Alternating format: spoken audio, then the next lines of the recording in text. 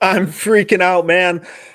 Now that we have an actual sample size with the guys, it's time for a little panic meter because who doesn't love overreacting or freaking out about some early season sample sizes? We got chock full episode, we got the green room, we got a stock game update. But we got to start out with the panic meter. Let's party.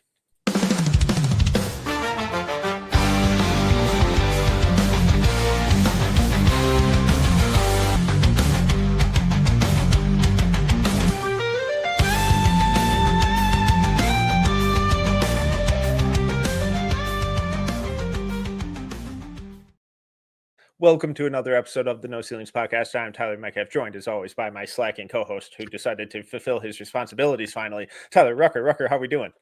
Fantastic. Went on a little vacation. So sorry, folks. I missed about 3 or 4 days, maybe, I guess, a week total, probably, Metcalf. So I'm sorry. I'll never leave you again. I promise.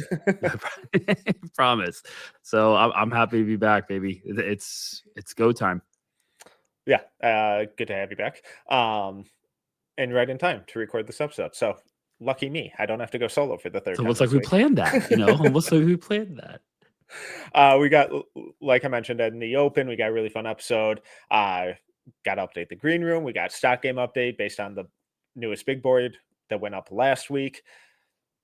And we're starting out with panic meter, a couple housekeeping things. Also, we had brand new mock draft go up on the site, noceilingsnba.com. Go check it out. Tell us how dumb we are for putting guys where we did. It'll be great. You'll love it. It'll be so much fun for everyone. Also, team continues to produce just an insane amount of content.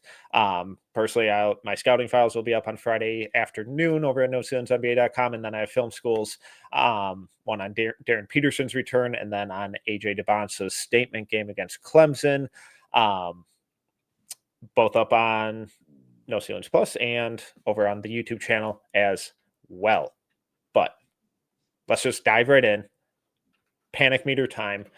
And what the panic meter is pretty self-explanatory. From a scale of 1 to 10, 10 being total freak out. The sky is falling. The world is ending. It's never going to happen. And 1 being like, why are we even bothering talking about this guy? So Rucker, just right off the bat, let's kick it off. One of the biggest names in this draft for years, AJ Dybantsa, wing from BYU, just had his big monster game against Clemson, and listeners are probably reacting like, what in the world are we doing? You just said 1. It's a 1. But there were some up and downs earlier before this game. So I just want to make sure, get all our ducks in a row. AJ Dybantsa, where are you on the panic meter? I would have said, I'm okay. I don't feel like I get 1. Feels like, why are we talking about him if we're at 1? So I'm going to say 2. Okay. And the 2 is mainly because I still have questions, and I'm trying not to be boring and be like, oh, a 1 or a 0, because with 0 doesn't exist with any prospect, I feel like. So I'm at like a 2. And it's more just because like it's early season. I want to see some growth in some areas. Still have some questions. I tell the truth to all the listeners. That's what we do, Metcalf. I'm watching the game right after we record this. So I know AJ just had a gigantic game, but I was low on the panic meter before even that recent game. So I'll say a 2. You're going to tell me now you're a 1 after I gave that full spiel. No, Okay. I'm at a -5. No, I'm also at a 2. Before that Clemson game may have been at like a 3.5-ish range. But the way that the passing reads and decisiveness and plain simple continues to grow game by game by game is really, really encouraging to me. And he ended up with 6 assists in that Clemson game. It easily could have been 13. That's how many really quality looks he created for teammates. And for some reason, Richie Saunders just never wants to make a jumper when AJ passes to him. Kind of a bummer. It'll come.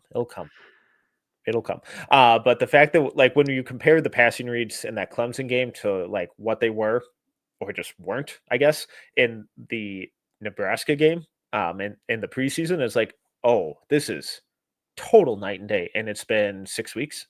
So that rapid growth is so encouraging. And the shot creation, the bucket getting, the rim pressure, the foul drawing, it's all exactly what we thought it would be. Unfortunately, the reason I'm not at a 1 is some of the defensive stuff, and I feel like he's taken a big step back on defense, and the work rate and effort kind of seems to be there, but he just feels like super sporadic and kind of chaotic on that end, which I wasn't expecting. That was my follow-up question, was that because everyone's gonna be like, okay, so if you guys have them as AJ as a 2 and a 3, why? And I guess my point, what I wanted to ask you is, like, say it's a pie chart, is the biggest thing that's swinging your panic meter the defense? Yeah, and I still need to see the passing continue to look like this. I like what we Yeah. did against Clemson. That now has to be the norm. Like, sorry, you showed us that you can do that. You showed us that you can take over scoring, take over creating for others. That has to be the norm, because when you weren't doing that, that's why you were down by 22 points against Clemson.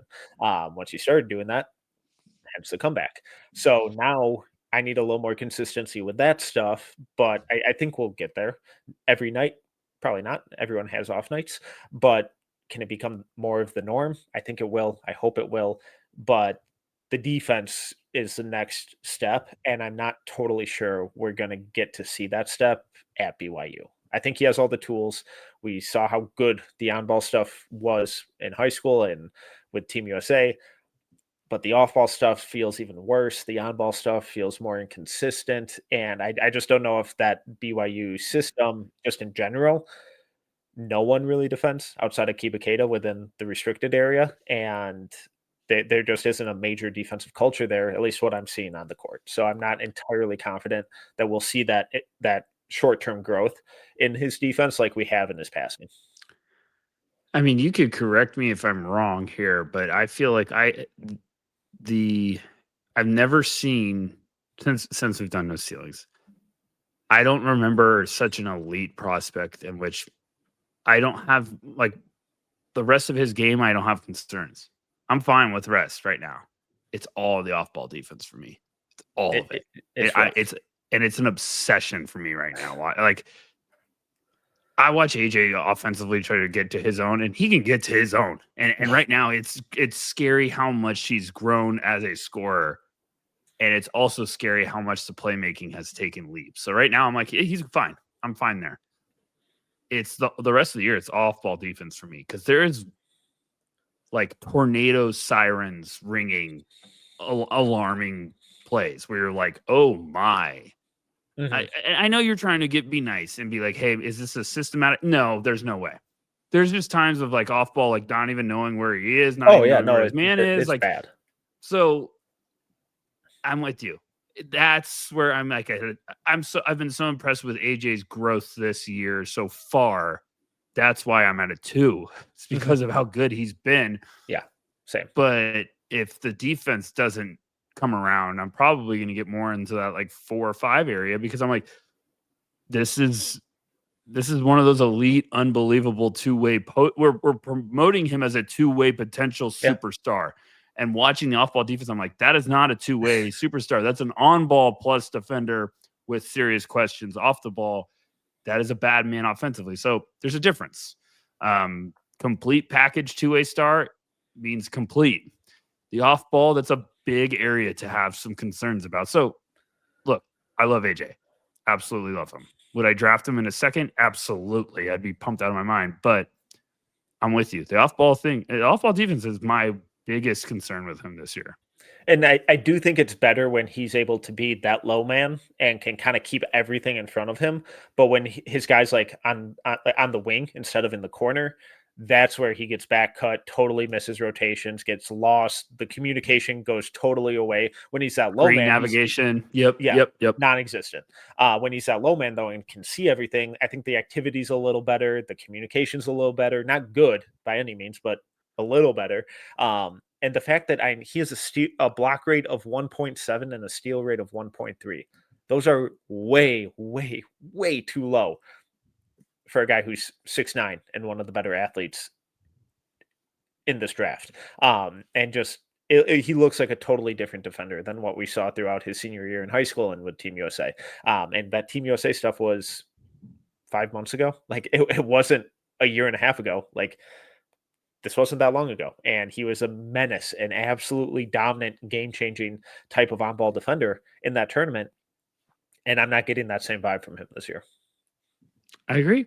I mean, it's just look. We'll wait and see as the season gets going, as conference play gets going, as the competition starts getting crazy. If there's some guys that just turn it up another notch, but it's just the off-ball defense gets rough in some really important areas that you're like, okay, you can't hide all of those. So the screen navigation, sometimes I'm just like, wow, you really are just miscommunication. Some plays where it's like big man slipping and you're like, where did he go? And you're like, what? This is like early stuff. You should know this. So I don't know. It's just it's made it an easier evaluation for me this year because I'm like, I just got to focus on the off-ball defense and kind of try to see the growth from game to game because you see it in the other areas. Do I think it's going to come around? Absolutely. I think it will come around, but you know, we're nitpicking these guys on purpose, the top dogs, because we want to see how everything comes along. Okay, let's move on to the next guy, another freshman, 6'10" wing forward from the University of Tennessee, Nate Ament. Where you at? I'm at an 8. Oh, okay. I think this might be my highest panic meter that I've ever done in December. Nope. We had a couple back in the day. For who? Mr. Imani Bates. Oh, that one. That's a flash of the past. Were we high? We're very high. so far we got on base there. We did. Okay. Yeah, I'm at an 8 with Nate. Where are you at? 7. Okay. I was trying to be nice with an 8. Yeah, I just I'm trouble. I'm swimming. My boat just got a hole in it, and there's sharks all over the place. And I think I cut my leg open. So it's not looking good. Yeah. Look, man, I'm rooting for the kid. The only reason it's not higher on my personal panic meter, the only reason it's not higher is because Nate's young and he's had some flashes in some areas that I've been like, I wasn't expecting, he's had some handles that from the beginning of the year to now, or he's had some like showcases of counters and some handles where I'm like, okay, where did that come from? All right, here we go. There's some growth. There's some upside. I like that he's getting to the free throw line. That's great. Then you get what else? And I start running out of stuff that I've loved to see from Nate. Go ahead. Take it from me. Yeah. So I'll be a little optimistic here. Yes. The reason I'm not at a 9, because that's where my head is telling me I want to be. Yes. Is that he's massive and his shooting priors were so good that I have to keep telling myself that the massive gain in strength hasn't really been figured out on his end yet. That like a lot of his shots, he's missing long, and I don't think he has his range quite dialed in yet. And he's 28.9% from 3. He's a better 3-point shooter than that. But is he? I thought he was. Is he? Yeah, he was throughout high school. I know, but this is my thing. Is everyone likes to say that? I'm like, yeah, the high school line was closer. Yeah, so yeah, that's true. We said we did the same thing with Bazelis, and off the top of my head right now, like, where's Bazelis from 3 right now? Easy with the we. The fridge we. Easy with the we. Where's right now from 3? Look it up. I have a slower laptop when I'm not at my good computer. Filibuster. 33%. Okay. This year. So if Nate's at 33, 35. Nate projects to. Okay, great. So if Nate projects to be around 33%, are you going to be happy or disappointed? No, I'm going to be bummed because he doesn't have his athleticism. And there you go. Attitude. So look, guys, I understand. I'm the one too saying I don't know if he's figured out the muscle. The shooting coaches will tell you that's the only sliver of optimism that I can cling to right now. But are we holding on to that too long? Because he's wide open on a lot of these shots. He's wide open, and they're not close. No, I don't care. Look, hey, Rocky Top, I'll sing the song 20 times if you want me to. He's wide open. I'm like, come on, Nate, you're wide open. You should hit this. And it's like going every direction. I'm rooting for the kid. You could see it. It looks great. It's just one of those things where it looks great 90%. Yeah. And the last 10%, baseball, it's like, well, $1 million play, 10-cent throw. That's how I feel watching Nate Ament. I'm like, this looks fantastic. He didn't finish. We're going the other way. Yeah. Like, I said this beginning of the year. I'm not being a hater. This is turning into therapy. Not being a hater. I said, I think we're putting unrealistic expectations on him out of the gate. I don't think he's up there with the top 3. No. I think Nate's you swing on him towards the bottom half of the top 10 and you're swinging and you're like, we'll be patient. We see the upside of him being an awesome connecting piece. But putting him with those top 3 dogs is oof. Yeah. Sorry, go ahead. No, I'm not trying to be a hater. I hate doing this, but I'm just talking about what I'm seeing. Like, go ahead. Sorry. And it's been bad. Yeah. And my optimism with the strength not being figured out yet, it's slowly dwindling because we're 10 games into the season. We're over a third of the way into the season, and there's still no advantage that he's creating out of this strength. So it's like, all right, cool. Adding 15 to 20 pounds of muscle is awesome. What are you going to do with it? Because I'm not seeing you implement it anywhere.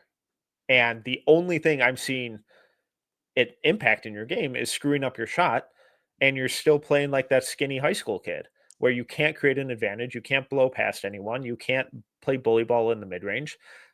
It's awesome that he's getting that he has a free throw rate of 58.5. He's shooting 28.9% from 3, 42.3% from 2, and 36.7% at the rim in the half court. 44% at the rim overall. So big boost in transition there. Whoop-de-doo. But it's like, how does he impact the offense? And I don't know. His effective field goal percentage is 42%. Yeah. Guys, this isn't me hating. It's right here. And then it's on. If you like numbers, it's right here. Go to Tankathon. They're great. And then watch the film.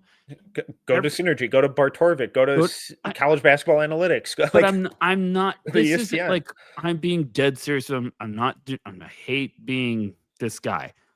I didn't even look at the numbers before. I've watched the film and I'm like, every shot he's taking is so contested. He can't get by people. He's struggling to use his frame. Like, it's every shot looks so hard. And that's where I'm like, it's not going to get easier for him. I mean, you can argue, hey, more spacing, blah, blah, blah. And I'm like, well, great. He's shooting 28% from 3. So what's that theory? Yeah. I have a lot. He's high on the panic meter, and this is just going to be ruined by Tennessee fans, and I hope so. I hope Nate turns it around, but every time I watch him, I'm like, there's just loud concerns, and I'm rooting for him to spin it around. I hope he starts shooting 55% from 3, and, the Volunteers website or social media plays this clip in one of their intro hype videos. I would hope so. It'd be great. I'd love to look like an idiot. He's just struggling, but there's a lot of talent. There's a lot of upside. He's 6'10". He's 18 years old. I'm still going to be patient, but man, it's going to get harder. Metcalf, the SEC boys are coming soon, and it's not going to get easier. Yeah, and they have Louisville next Tuesday on the 16th. That's going to be. He should play good that game. He should. He should. Unless Ryan Conwell just gives him his grown man strength and pushes him out of the mid-range every time, or Adrian Woolley is a pest and disrupts everything, but he should have a good game. Be playing good that game. For all of the people who are like, oh, well, he can just turn over the defenders and shoot over them. Cool. Show me. Because he can. Haven't seen it yet. 38% of the time he can do that. But it's like when that cliche gets used with him compared to AJ, it's night and day, because AJ's actually creating a bit of space, actually using his strength and athleticism to create a bit of a gap, and then really elevating into his shot. That's the difference. Whereas in that Clemson game where AJ's rising up for what at first looks like contested mid-range jumpers, broke a handful of them down in my film school over on No Ceilings YouTube. Go check it out. But like I went frame by frame, and you can see that like by the time he's releasing the ball, he has a clean eye line because he's elevating so high. He has that high release point, and it's actually a clean look. With Nate, even though he's 6'10", has that high release point, he doesn't really elevate into a shot. He doesn't use his new strength to create that gap, to create an advantage, to create space, and he doesn't have the athleticism to do that either. So it's been so frustrating because like coming out of Hoop Summit, I was way higher on him than you guys were. I was optimistic that once he got stronger, he'd be able to get to the rim a little more, to establish and create advantages in the mid range, because I was impressed with how well he was keeping his dribble alive through contact. And, it just hasn't been good. Negative assist to turnover ratio, I believe. Assist rate just 17.8, turnover rate 19.2. He's getting to the line a bunch. That's awesome. That can't be your only offensive skill. And unfortunately, right now, it seems to be. I think there's still too much good basketball. I'm going to spin this positive. I still think there's too much talent and potential with his game to like be like, hey, it's not going to work. That's not the situation. I just think it's going to be a specific fit, a specific situation that he needs to go to work, because it just hasn't worked. Like, I like the AJ comparison because AJ creates the window. Nate, the window's crowded. So like it's almost like he can't, the window's smothered. He's trying to almost pull the window down and be like, get away from me. It seems like, guys like AJ move to get a window of opportunity created. So like AJ's getting you to bite to get to that middle of the key pull up where it's like, okay, he has that separation space now. He doesn't need much, but Nate, it seems like he drives into that, and all of a sudden it's just like, it's a tough shot. It's smothered. It's contested. I know he's 6'10", but there's a big difference when you're just every shot is contested and looks like that. And then he doesn't, he's 6'10" and doesn't use that athleticism to get downhill and finish, at the rim a time. So long way to go. Long way to go. But panic meter in December, yes, very high for me right now. Yeah, and a lot of my panic meter ranking is more so based on expectations coming in, with him as a top 10 guy, not with him as a pro basketball player in general. Right. Do I think he's going to be a pro? Absolutely. Do I think he's a top 5 pick? Absolutely not. Do I think he's a lottery pick? We'll revisit that in February. Next question. Okay, let's move on to Meleek Thomas, shooting guard, combo guard from Arkansas. Where are you at? 4, 5? Okay. 4 or 5? Okay. 4 or 5. I'm not doing the 6-7 thing. Don't ask. Don't ask. 4 or 5. I'm gonna go with 6. Oh no, you wanted to say a different number. I know we've been doing pods for too many years. All right, I'll go 7. You son of a gun.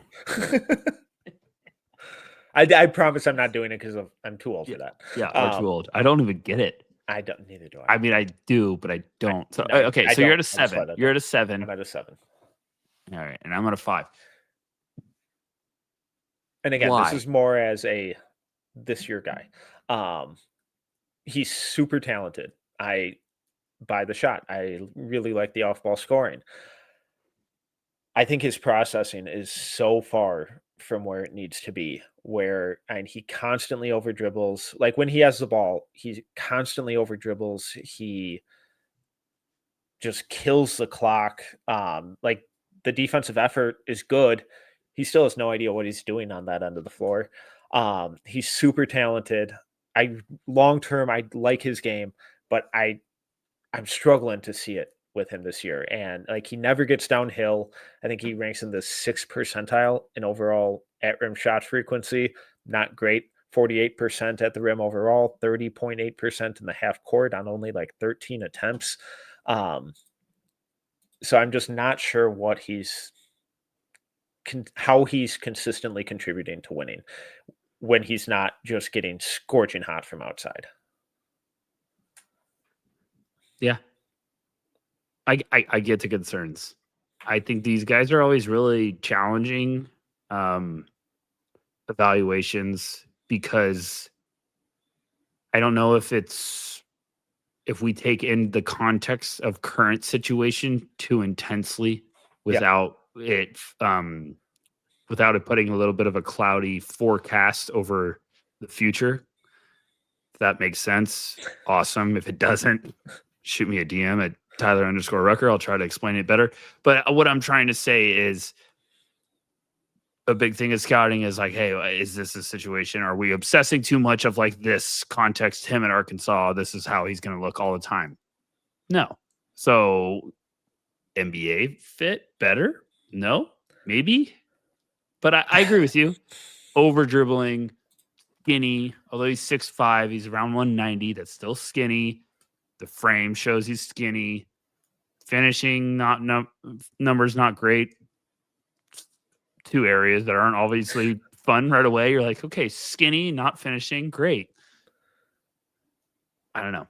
It's like his assist to turnover numbers are like really good. Like his assist rate's 20.9, turnover rate's just 7.3. But when I watch him, I don't get that sense at all. Like I don't get that feel. And it almost feels like the vast majority of his assists are just him making like one extra pass or something on the perimeter. Not that that's valuable. It shows good processing. But when he's on the ball, like I think those playmaking numbers are really misleading for the type of player he is. If that makes sense. Yes. What I was going to ask you is like, okay, so let's play devil's advocate here. Let's do a little role play. This is the year he has all year, and say he has a strong tournament, he's trying to declare, and NBA teams are coming up to Calipari, and they're like, hey, we're intrigued with Meleek, but we want a little more. If you're Calipari, what's the sell? Like if you're just like, hey, I love him, but we used him wrong. Could that be part of the thing of being like, we used him specifically because we wanted him to be the offense when guys were rested or something? Like when Meleek came in, he took offense over offensively. You know what I'm trying to say? No, like, is there a better path to be like, that's the sales pitch to scouts and NBA teams of like, this isn't the situation. No, the sales pitch is I also had a 5-star point guard coming in at the same time, and we don't like DJ Wagner is not a high level off ball shooter. Right. Billy Richmond isn't a high level off ball shooter. I needed a legitimate shooting guard, and Meleek was willing and able to fill into that role while also showcasing some second side creation stuff. And he bought into that. He sacrificed some flashier numbers and some flashier highlights to do to play more of that off ball role for the good of the team. That's the sales pitch. Numbers aren't bad. No. You know what's weird? We've been doing the podcast together for, forever. And sometimes it just seems like it was yesterday, Metcalf. And I think when you like a guy early in the year, I'm like, this is a Metcalf's type of guy. And you beginning of the year, you're like, I really like Meleek. And I was like, no, you don't. I don't think you do. There's nothing about this that you like every year. Usually you get away from these guys. Yeah. So when you're right now, every time it's like a passing week goes by, and I just feel you're like, hey, Meleek, I don't know. And I'm like, the whole town knows, Frank. I knew you were going to be cooling on Meleek Thomas because this isn't your guy. Look, 16, 4, and 3 in 28 minutes on 40, 34, 82 is okay. But the 40 is getting low. I need the 40 to get up to like 45. But like the turnover numbers, we could work with that. Is it processing? But is that also just because he's shooting? Exactly.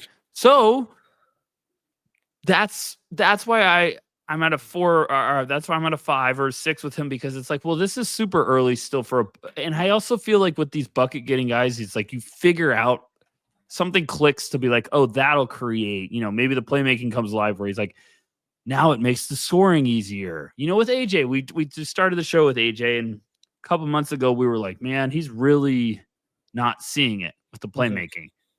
And then I think you figure out as a scorer, like, wait, playmaking really makes my life easier to score when I want to. So yeah, I get it with you, because this is a tough evaluation for me always, is like the bucket getting guys. I'm like, well, if they're not getting buckets, how do I scout?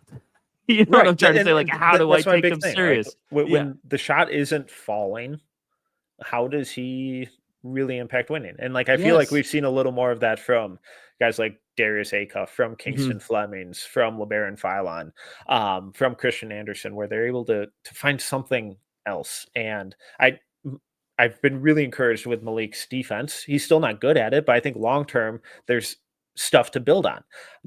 And again, long term, I think has all the tools to be a really good pro, because he's super talented. But this archetype of guys is one that I always struggle with: the skinny bucket getters who over dribble all the time.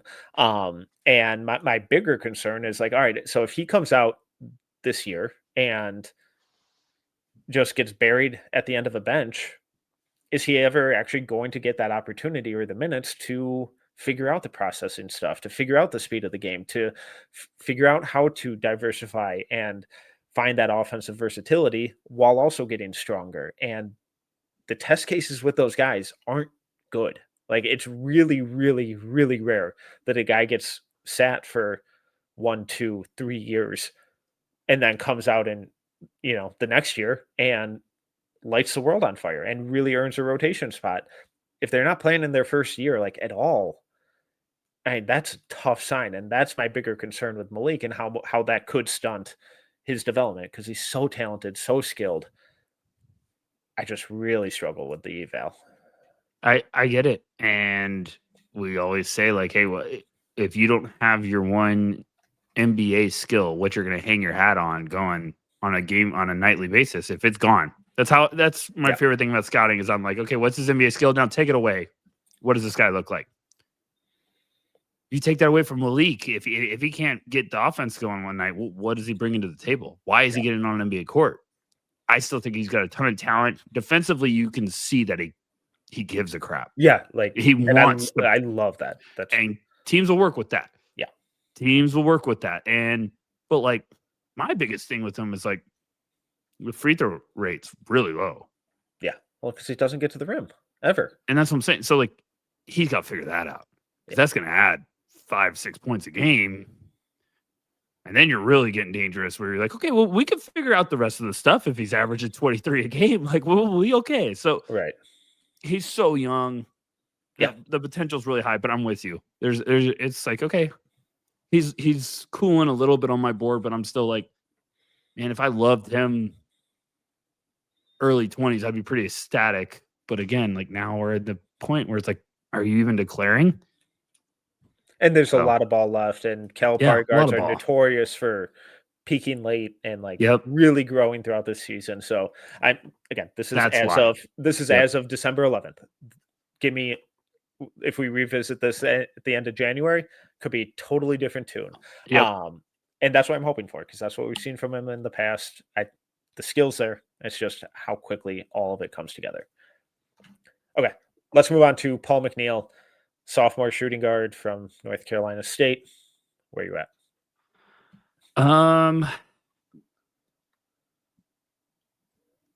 4. Okay. Here we go again. Because this was another guy. I was like, well, Metcalf's really in on Paul McNeil to start the year, and you're cooling down. So, or hit me with the number. I'm at like a 6. And again, this is based on my preseason hopes, expectations, dreams with him. And that was that he could emerge as one of these like big time sophomore breakout guys who could break into the lottery. And we are not there. So we're pretty much looking at like another version of the Meleek Thomas conversation we just had, except the sophomore version that just hasn't exploded the way we wanted. Like, if Paul McNeil had Meleek's numbers, we'd probably be more excited. Maybe, and it's so tough because like McNeil really didn't get minutes last year until like that final month of the season. Um, but I feel I'm really the biggest part is the lack of like playmaking, and not as a primary guy, but I was anticipating that we were going to see a lot more like second side stuff, making those reads, hitting off ball shooters, running off screens, being that facilitator. I mean, the guy has an assist rate of 6.8. Like that's brutal, along with a usage of 17.5. So anytime he touches the ball, it's going up. And and he's 36.5% from three on 13.4 per 100. It's His usage is this low? yeah, Wow. right. Um, It's not ideal. And like when I watch him, I feel it's almost the inverse of the Meleek Thomas conversation. Like where when I watch Paul McNeil, I generally enjoy the process of what he's doing on both ends of the floor, like solid team defender, communicating off ball, all that kind of stuff, running hard off screens, taking good looks, not always falling. Um, and then just none of the numbers are where they need to be. And Meleek is almost the exact opposite, where it's like, oh man, you are dribbling the crap out of it. And how do you have an assist rate over 20? Um, and Paul can't buy an assist. So it's just really tricky. And again, a lot of it is based on my preseason hopes with him because I was really high, really excited to see what his season was going to look like based on what we saw at the end of last year. And it's fallen way short of that. Look, NC State, full disclaimer, has been pretty low on my watch list because I knew all those guys were going to require a ton of So much film. for the Able stable. No, it is more of me just saying, like, I knew McNeil and Abel were going to be roller coaster players throughout the year, and like that team's going to funnel through Darian Williams. So I was like, I need to get, give me 10 or 12 games where I can kind of hammer them out together to see like why the roller coaster is, why it's been up and down. And looking at just numbers right now, and surprise to everyone, there's going to be a lot of stuff coming out on the YouTube channel that you're going to want to watch soon. So yes, I will be getting caught up on the NC State film very fast. There's your hint, teaser. Meleek Thomas usage is at did I see this 28 and Paul McNeil's 19? Is that correct? It's that much lower than Meleek Thomas? I believe so. 1 second. Internet decided to stop working on this site. Usage. Meleek Thomas's usage is 26.7 and McNeil's at 17.5. What? Yeah. What are they doing? Well, yeah. NC State's doing good stuff, but I'm just like, wow, is the Able stable that intimidating? No, it's more so a lot of Kadir Copeland and Darian Williams. Williams, baby, bro. Just wow. Yeah, it's Darian Williams time, baby. AKA Darian Williams. It's always what's his usage? 23? Yeah. So like when you look at NC State and players who have a minute share over 40%, McNeil, there's 6 of them. McNeil is the lowest. So it's Kadir Copeland who came over from McNeese State with Will Wade at 25.8. And he's playing well. 35.2 assist rate, 55.6% from 3, 62.5% from 2, and has a free throw rate of 77. Like he's playing really good basketball. And then you have like Darian Williams usage of 23.1, Matt Abel 21.9, Van Helen Lubin 20.6, Trey Holloman 19.1, and Paul McNeil has been the odd man out. And if you ask me over the summer, it's like, all right, if it doesn't work, like if it doesn't go how you hope it will, why? And my answer would have been he ends up being the odd man out and that he doesn't click with the expectations and the usage and all that kind of stuff. And that's unfortunately how it's dovetailed. Yeah. I think my preseason question to you was more of, are we putting too much in are we putting all of our eggs in one basket when it's like, we're really hoping this, because I was more just saying like, this is a humongous leap we're trying to project, like a big leap, like, and sometimes those take like 2 years, or it could happen the second half of the year where it's like, oh, McNeil is on fire going into March, where we're like, okay, the leap happened middle of sophomore year. Wow. I just shocked a little bit at the usage. And the biggest reason that there's not, like, he's just kind of being used as an off-ball shooter, and I was expecting more of that second side creation stuff to his game, and there just hasn't been any of it. Hey, and I still like him. Yeah, I he's still would Western very Conference in the much be league. intrigued. He's going to be a late bloomer. He's going to be around 6'5", 200 probably when he puts on another 10. That's good size for an off-ball guard. He's going to be 20. He's going to have just turned 20 when he's drafted.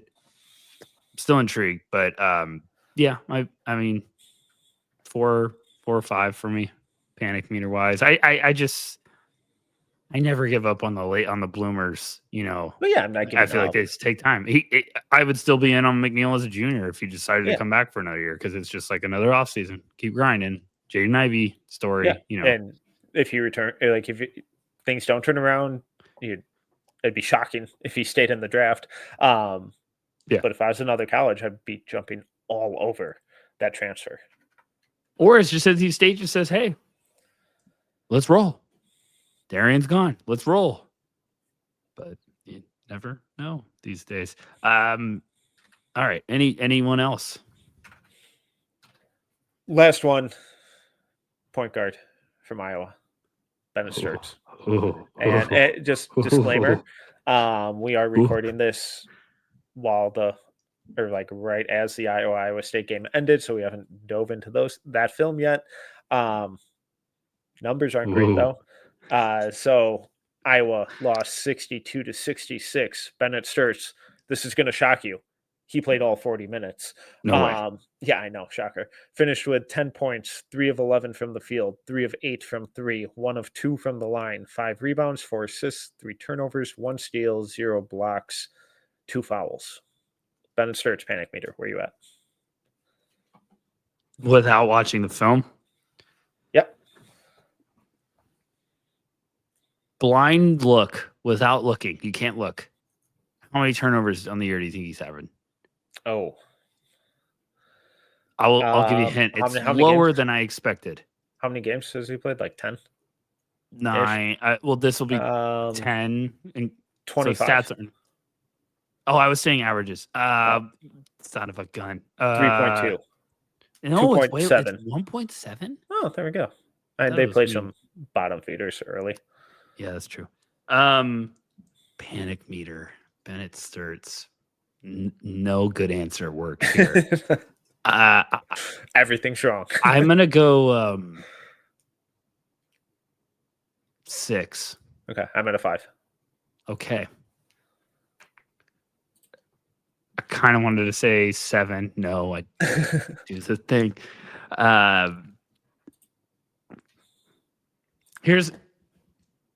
Now this is probably some draft philosophy questions, some vent. So we're just gonna have a vent session about Mr. Stirtz. He plays for a coach that's pretty much like the doctor of slow pace. Mm-hmm. And McCollum. I don't know how that's going to help you as a prospect. I have the Michigan State game stuck in my head. Yeah, that was tough. I don't know if he's as good as I want him to be, or if he's just going to be a really good backup. There, I said it. I said it. That's kind of where I'm at. I said it. I got it out. That's kind of where I'm at. Now, really good backup is like plays 10 plus years. Yeah, that's TJ an McConnell awesome status. Every team in the league needs a really good backup. I would kill for Bennett Stirtz to be on the Timberwolves right now. Look, Peyton Pritchard of the Celtics is like one of my favorite. When they took him, I was like, absolutely slam dunk pick. Yeah. Where did they take him? End of the first round. Yeah. So I think that's going to be where he's TJ McConnell, second round or undrafted second round, because he's older. And like he's just kind of okay at the rim. I rarely ever gets there. 18th percentile in at rim shot frequency. It's all from outside, but he's shooting 44% from three, which is, it's like, all right, well, if you're going to make me shoot from out here, you better shoot it at that type of clip. Assist rate of 24.6. He never rebounds. Turnover rate just 12.9. Effective field goal rate 59.2. Like, the numbers are good. The numbers are pretty similar, not quite as outlandish as they were last year, but not totally far off. He's a smart defender. When he gets that runway and that straight line drives, I think he's really effective getting to the rim. But there's not a whole lot of wiggle. There's not a whole lot of shot creation there. And you kind of mentioned the slow pace of their offensive system. It's also pretty dogmatic in responsibilities, and room for improvisation is very little. On top of that, everyone's just loading up on him defensively. Like, we haven't watched the Iowa State game. He was a little better against Maryland, but he just kind of got hot shooting. But against Michigan State, it's like, all right, cool. We'll just send really aggressive gap coverage every single time. And good luck doing anything, because we don't believe anyone else on this team can make a shot. In the pros, does that look a lot better? Probably. But it's not like he's also going to have the athleticism advantage there to get to the rim. So I think he's going to be one of these point guards who, on a bad team, he's probably a solid starter. On a good team, he's probably your backup point guard. I think that's fair. I mean, look, I just compared him to Peyton Pritchard. Pritchard's last year at Oregon, 20.5 points, 4.3 rebounds, 5.5 assists on 46, 41, 82. Like, that went end of the first round. Yeah. Stirtz is 18, 2.6, 4.9 on 50, 45, 80. Awesome numbers. Probably going to tail off a little bit, but I love Stirtz. Dude could play. Yeah. But I also just don't know if we're dreaming of the upside being, a little too high right now. So, yeah. The offensive tempo stuff is more just me. Like, it's just a fascinating inner debate, I guess. I'm like, I wanted to ask some scouts, actually. That's on my list. I want to ask some scouts. I'm like, does that actually, do you guys sit around and kind of be like, your debates be like, we hate that? Because you're almost trying to be like, well, now this guy's going to have to play faster than he's been expecting for the last 3 years. Right. And that's kind of something you can probably spin either way with he's been stuck in this slow system for the last couple of years. Like, once we get him in ours and he's playing off the pace, we can really unleash him. And then the counter to that is he's been stuck in the system. How does he know how to play any other way? Or can he play any other way? Yeah. Is it the ultimate gamble? Because you're like, it's a bad driver trying to drive a Ferrari for the first time. And you're like, okay, can we get someone behind the wheel that actually knows what they're doing and get them out on the open road with no traffic? Yeah. You're like, oh my gosh, this car's awesome. It's but it's just a fascinating little, do teams, are they more intrigued with that? Do you bring them in for a pre-workout and you're just like, you're going to sprint nonstop? We're going to see what you can do. But I don't know. I love Stirtz. But he also plays every single possible minute. So it's like, I'm not worried. It's like, can we, instead of having the guy stand at midcourt to get rest within a possession, can we just sit him down for 2 minutes? I don't know. Iowa fans have yelled at me on social media because I've been like, they're beating Chicago State by 40 points. Sorry, shout out Chicago State. I'm like, he doesn't need to play 40 minutes. There's no way. And people are like, he's fine because we play a slow pace. I'm like, they're up by 40. That's not how this works. His physically doesn't need to be putting this on his frame. Correct. So I'm sorry, just a little vent there. Go Hawkeyes. But yeah, that's all I got with that. Okay, well, then let's move on to the stock game. Let me try and find it. Share and stage. Boom. There we go. Stock game. So this reflects our come on. Big board rankings. What's up? Here we go. There goes the monetization on YouTube. You're killing me. We're here for the fans. It's all about the money, though. God, did you not listen? Cut that out. Cut that out. No, it's fine. So stock game, if you're new, this is based on our rankings. It used to be community-wide consensus rankings, but everyone else was super inconsistent when they updated theirs. So we just are using our internal ones, and we have a team of, I think we have like 10 big boards that all get funneled in. So Yeah. opinions are very different. And average rankings are over here in the far column. No insider trading is and allowed. There's no insider trading. We're being honest with all of this. So these are the average rankings. The stock price is based off of a base price of 100. So if someone's average ranking is 1, their price per share would be $100. Not a whole lot of room for profit there. And then so on and so forth. If they didn't make the top 60, then they're a penny stock, price of $1 per share. We each got started with a budget of $1,000 and went from there. I already know a couple of the No Ceilings Plus subscribers are going to destroy us based on their it's really the strategies. Really hurt. Missing the spirit of the game. How dare you? But no, we're gonna get whooped again. I was also a little flexible with timing of the first round, but whatever. Yep. You know what? You're getting a little flexible with it. I wasn't this time. I was strict. I gave a strict deadline. Should just be like next time's even gonna be stricter. It should be like 2 hours after the episode drops. You have 45 seconds. Yeah. I'm gonna call you. Don't worry about how I got your number, and if you don't answer. Okay, so I currently have $29 remaining in my budget. Rucker has 24.4. Let's do sell-offs first. Is there anyone on yours that you want to sell?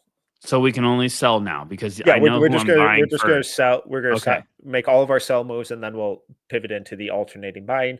And again, I forgot to mention this. Once one of us buys a single share of a player, that guy's off the board for the other person. That's an important I'm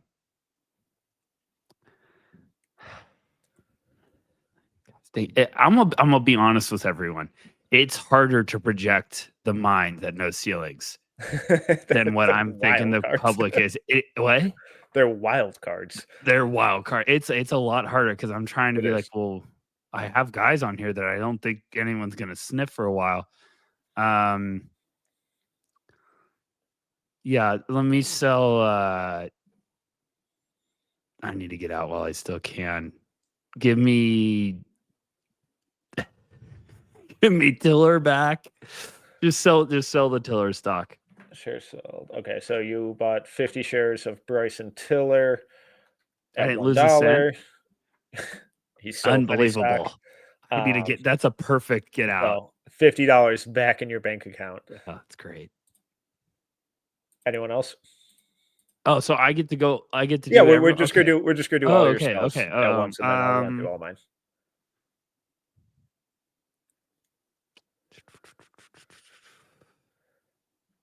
So you have 300 shares of Cameron Carr, 100 shares of Zuby Ejiofor, 50 of Mraz Johnson, 50 of Hans Steinbeck, 20 of Braylon Mullins, 30 of Sergio De La Rey, 20 of sell me Sergio. Gosh, you guys just get on the international train. And I know it's going to someone's going to say something, and I'm going to drive myself insane that I got rid of Sergio, but and then get rid of my Mo at the end. Mo money, Mo problems. I'm not getting rid of Okori. Not doing it. No, not doing it. I don't know. My guy. That's my guy. Anyone else? Nope, that's it. Okay. You have $124.40 to work with. Great. Fantastic. Okay. I'm selling Neo Avdalos. I bought him at $283 a share, selling him at $537 a share for that's not right. Oh, gosh, you have Juke Harris. That's such a bum. Yeah, I do. What is happening? I meant bum as in like that's such a buzzkill. Sorry. Sometimes I catch myself saying words that don't exist. There we go. Numbers. So I sold Neo for a profit of $292. That's $617 back in my bank account. So he is available for you to buy, but he has been a little too passive for my liking, despite his 30-point game against West. Why do you have all the guys that I want?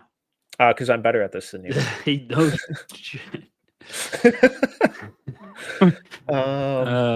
Gosh, dang it. I might make one more move. Oh, I don't know what to do with Isaiah Evans.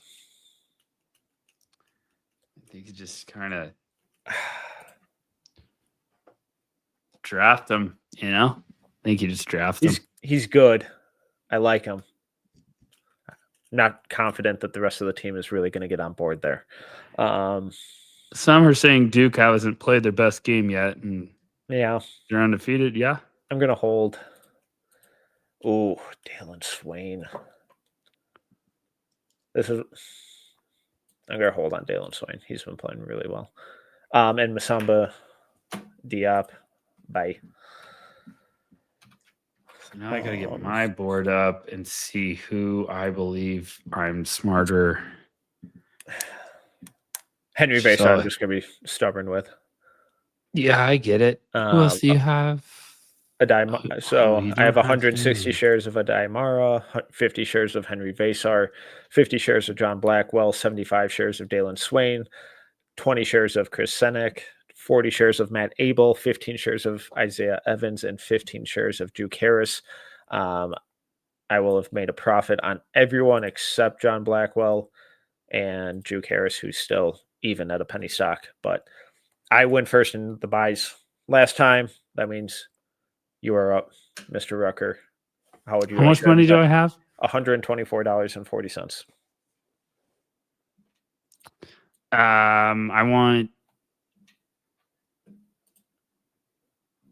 Yeah, let's do 20 shares of Kingston Flemings.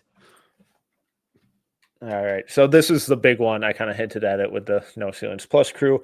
But this was the big one that they all bought in on. Not high enough, folks. I have him at 6. Where do you have him? I'm at 7. Yeah. He's going up. He's so good. It's going up. He is so good. Price of the brick is going up, folks.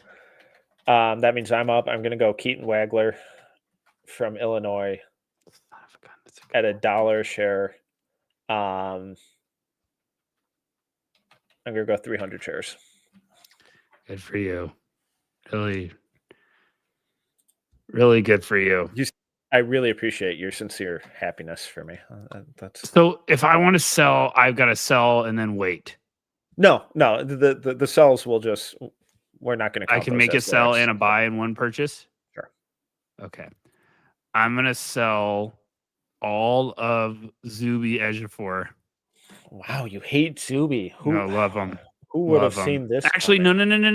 Wait, hold on. One more time. Let me back up. Just shut your mouth. Shut your mouth for 1 second. Zip it. I'm sorry to do this, Metcalf. I'm going to sell Mraz. I love Mraz. Yeah, clearly. I'm going to sell Mraz. Why don't the team love? I want to do English 40 shares of Tyler Tanner. Oh. Okay. Let me work. $1. That's how we set up for a big comeback, folks. We find the penny stocks that are going to climb. Okay. Speaking of penny stocks, I'm going to Mari Allen. It's okay. Freshman from Alabama. We'll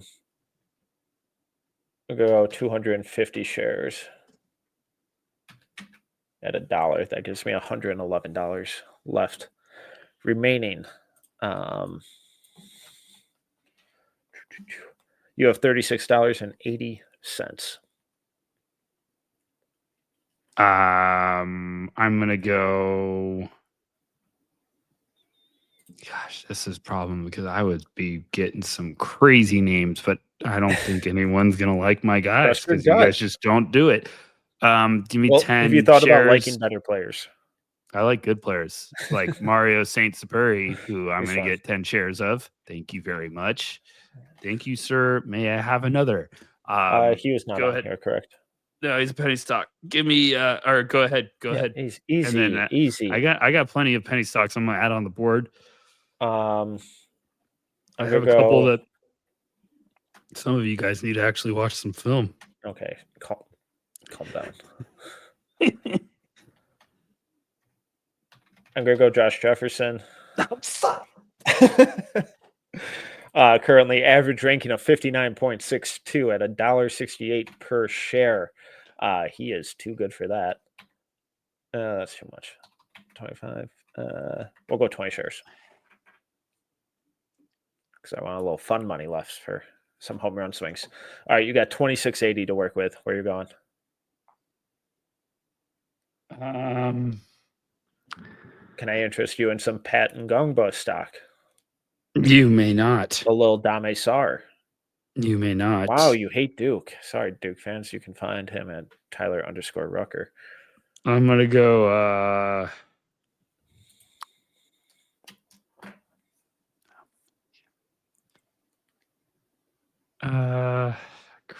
You don't have to make a move if you're done.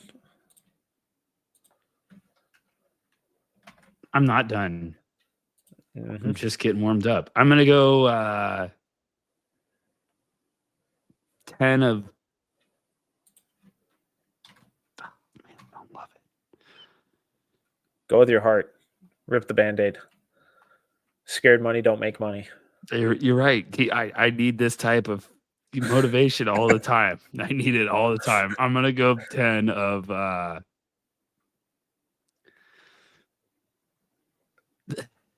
Any day. Richie Saunders. Oh God. Okay. No. You know what? I'm gonna do this right. I'm gonna go 10 with Milo Suzanne. Oh, why don't people like Milos? I don't know, man. He rocks. He's good. Just There's good at basketball. He's gonna be a guy that no one on the team picks. So yeah. I have him probably too high, but I'm gonna go back to Alabama. I'm going London Jemison. Yeah, that's a good one, Metcalf. 30 shares. You got 1680 left to work with. Anyone else? No, I'm gonna save that. Alrighty. And I'll do one more. I'm gonna go to UConn. Eric Reba. 20. That's a good one he stole from 20. All right, cool. That was a good round. Let's make some money. So that leaves me with a budget of $27.95 left to work with. And you're at 1680. Oh wait, how much do I 1680. Can you go up to just give me another share of Kingston? You know what? Here's what I want to do. I'm going to sell Kingston? I'm going to sell Zuby and I'm going to max out Kingston. Okay. So we're all Zuby, in. We got to go all in on Kingston. Equals. I would have had a shot here with Amari Allen. But I'm sorry, Zuby. I got to sacrifice you. Okay. Cameron Carr and Amar and Kingston are gonna,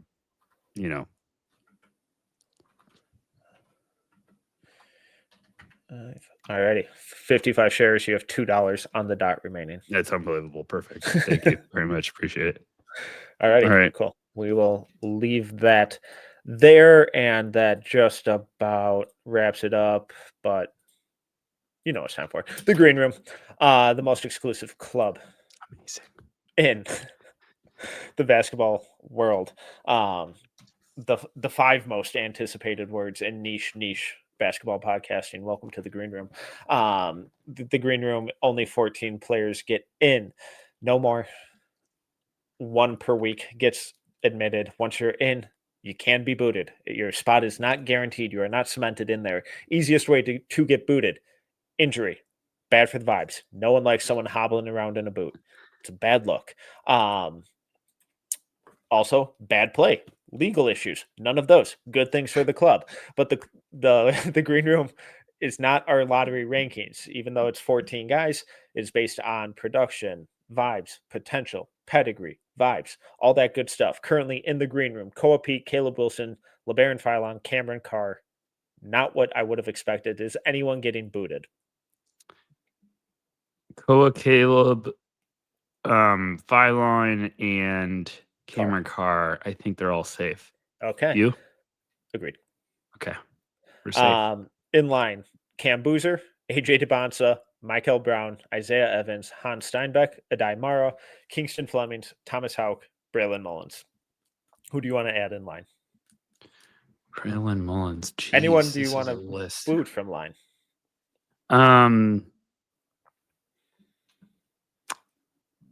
Gut reaction. Isaiah Evans is the only one.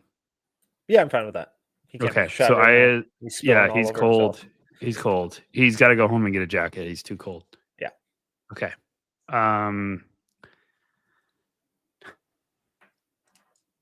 Nominations. Yoxel?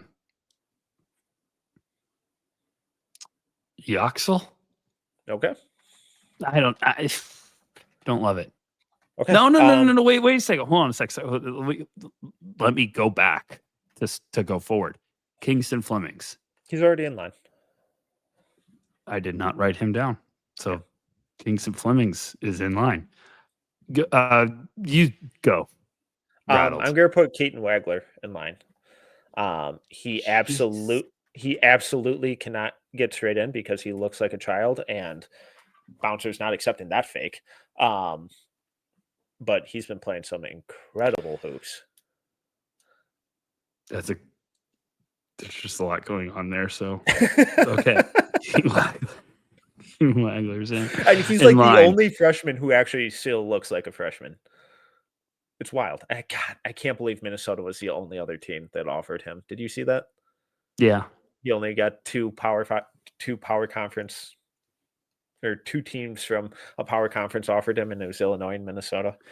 Can I put someone else in line that they might not ever get in because they're just not going to buy it? Okay. I'm going to put Tyler Tanner in line. Okay. I think Tyler Tanner and Keaton Wagler could never get in because Bouncer's going to be like, absolutely not. Tyler Tanner's 6 foot, looks like he's 5'6", but he's awesome. The vibes are out of this world right now with Tyler Tanner. Yeah. So I believe I'm blanking on who said it, but I think he measured 5'10" and 3/4 at USA. Looks it.